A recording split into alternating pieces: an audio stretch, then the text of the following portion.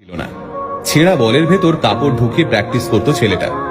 খেলার সময় একটু দৌড়দৌড়ি করলেই হার্টবিট তরতর করে বেড়ে যেত তার। ডাক্তার বলেছিল ফুটবল খেলা না ছাড়লে হার্ট অ্যাটাক হতে পারে।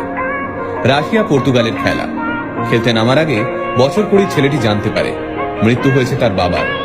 সেদিন ড্রেসিং রুমে কান্নায় ভেঙে পড়েছিল ছেলেটি। তবে পরে ওই ম্যাচেই ম্যান অব দ্য ম্যাচ হয় সে। একসময় ছেঁড়া জামা পরে স্কুলে যাওয়ার সময় যাকে ব্যঙ্গ সহ্য করতে হয়েছিল, আজ সেই ছেলে পৃথিবীর সবচেয়ে দামি ব্র্যান্ডের জামা কাপড় পরে। আজ সেই ছেলেটারই সম্পত্তির পরিমাণ প্রায় 8,000 কোটি টাকা। কিন্তু আজও সেই ছেলেটা প্রতিটা বড় অনুষ্ঠানে নিজের মাকে নিয়ে যায়। মাকে প্রতিটা অনুষ্ঠানে নিয়ে যাওয়ায় বান্ধবীর আপত্তি আছে শুনে তৎক্ষণাৎ নিজের বান্ধবীকে ছেড়ে দেয় ছেলেটা।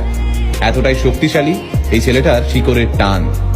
হ্যাঁ, আপনারা ঠিক ধরেছেন, আমরা আজকের ভিডিওতে কথা বলছি ক্রিশ্চিয়ানো রোনাল্ডোকে নিয়ে।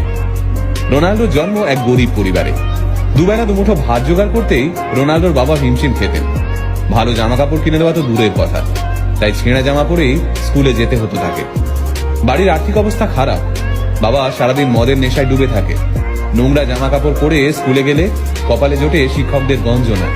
তাই কয়েকটা পয়সার জন্য খুব ছোট থেকেই সাফাই কর্মীর কাজ করতে থাকেন রোনাল্ডো। অবশ্য সমস্ত গঞ্জনা, অবহেলা এবং বঞ্চনার বদলা তিনি তুলতেন ফুটবল মাঠে। ফুটবলের শট মেরে নিজের থেকে বয়সে বড় ছেলেদের ড্রিবল করে মাঝমাঠ থেকে ফ্রি কিক মেরে তিনি চমকে দিতেন সবাইকে। এমনিতে রোগা লিকলিকে চেহারার এক ছেলে, কিন্তু মাঠে নামলেই যেন তার উপর ভর করত এক দানবীয় শক্তি। বাবা ছিলেন স্থানীয় এক ক্লাবের বল বয়, তাই সেই ক্লাবের কর্তারা 12 বছরের রোনাল্ডোকে সুযোগ দেন এই ক্লাবে। কিন্তু সে সময় অন্যান্য ছেলেদের থেকে তাকে প্রায়ই শুনতে হতো, এই দেখ ভিখিরি বল বয়ের ছেলে খেলছে। একদিন মেজাজ হারিয়ে রোনাল্ডো সেই ছেলেদের সঙ্গে হাতাহাতিতে জড়িয়ে পড়েন। ফলে ক্লাব থেকে তাড়িয়ে দেওয়া হয় রোনাল্ডোকে। আবার পাড়ার রাস্তার মধ্যেই বয়সে বড় ছেলেদের সঙ্গে সকাল থেকে বিকেল পর্যন্ত চলতে থাকে প্র্যাকটিস।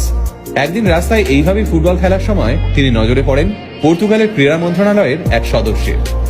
রোনাল্ডোর খেলা দেখে মুগ্ধ হয়ে যান সেই সদস্য। সরকার থেকে রোনাল্ডোকে সাহায্য করা হয়। জায়গা হয় পর্তুগালের স্পোর্টিং সিপিতে। প্রথমে 16 বছরের রোনাল্ডোকে জুনিয়র টিমে নেওয়া হলেও তার প্রতিভা দেখে তাকে সিনিয়র টিমের হয়ে খেলার সুযোগ দেওয়া হয়। সিনিয়রদের সঙ্গে খেলতে নেমে একটু নিরাশ করেননি রোনাল্ডো। প্রথম ম্যাচেই 2 গোল করেন তিনি। তখনই 16 বছর বয়সী এই বাচ্চা ছেলের পারফরমেন্স দেখে তাকে দলে নেওয়ার জন্য ঝাঁপিয়ে পড়ে লিভারপুল,